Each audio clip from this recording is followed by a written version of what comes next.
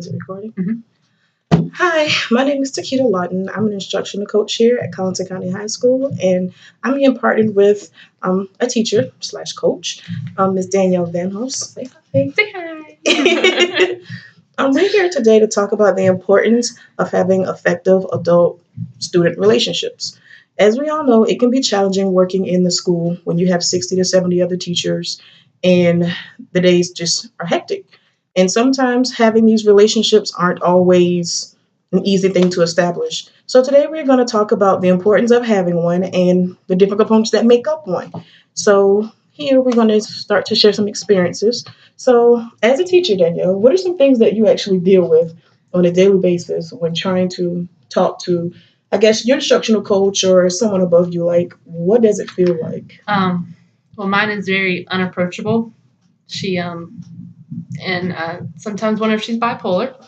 Oh, wow. So she kind of has to pick and choose her days where she's nice and where she's not. Oh, wow. So it makes it rough on me to ask questions and to feel open to ask questions. And see, this is just one testimonial, but I'm quite sure all across there's teachers who feel like this all the time. And my thing is, if you're not approachable, how are we going to get anything accomplished? And when you are dealing with a lot of teachers, a lot of students, it can be hectic. But you have to remain the same and have to keep a level head when you're dealing with your staff members. So, one thing that we really need to work on a lot, and I think in building effective relationships, is to make sure that our staff members know that their voices are heard and that we are on top of our game, on top of our jobs, just making sure that they know that they can talk to us, to make sure that we are approachable. So therefore, if there's an issue, it's easier to resolve that way. And in being an instructional coach and being in a place of leadership, it is vital that you leave yourself open. So when you get that vibe or she acts like that, how does it make you feel? Do you just shut down or? For a little while, I did shut down until I approached her one-on-one with the students not around. And then I found out why she was the way she was. And it's made it a little bit easier to talk to her, but sometimes she still has those days. I've learned as long as I say good morning right away to her in the morning, she's okay. She's okay the rest of And the that's day. the thing. We have to remain personable so we can be approachable. See, if Ms. Van Hoos didn't take that approach of saying she figured out the trigger, maybe if I say good morning more, or maybe if I just take the extra step, it makes things a lot easier. And even though we appreciate you teachers taking the extra step, it's not your job to have to because we're supposed to always be approachable. And I think some ways that we can actually fix this a lot in our schools is if we actually just talk to our teachers. It's okay to be in school mode, but we actually exist outside of school. So I really feel if we get to know each other more, if we get to converse about life in general, it makes it a lot easier. We get to understand each other a lot more. So have you ever dealt with anyone like critiquing you? I have.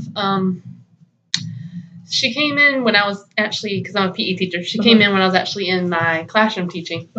And she told me I did fairly well, that, she knows that I'm not a classroom teacher, I'm a gym teacher. But one thing she would suggest is me doing more one-on-one with the students and having them kind of talk through things with me so they understand it. Okay. So she didn't give a negative. No. Okay. And see, that's what we have to always try to avoid.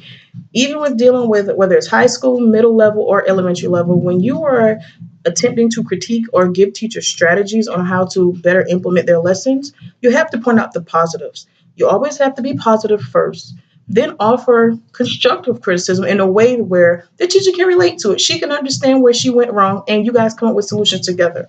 In this scenario, the instructional coach came to her, she observed, she gave positives first, then she also, right after giving positives, showed ways of improvement. And that's what we need to always make sure that we are.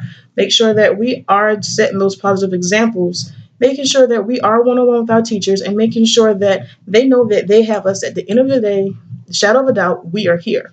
And that is our roles in the school system, to be that backbone to teachers. Because whether you realize it or not, being a teacher is just as stressful sometimes as being the president, whether people realize it or not, because you have so many different people that you deal with on a daily basis.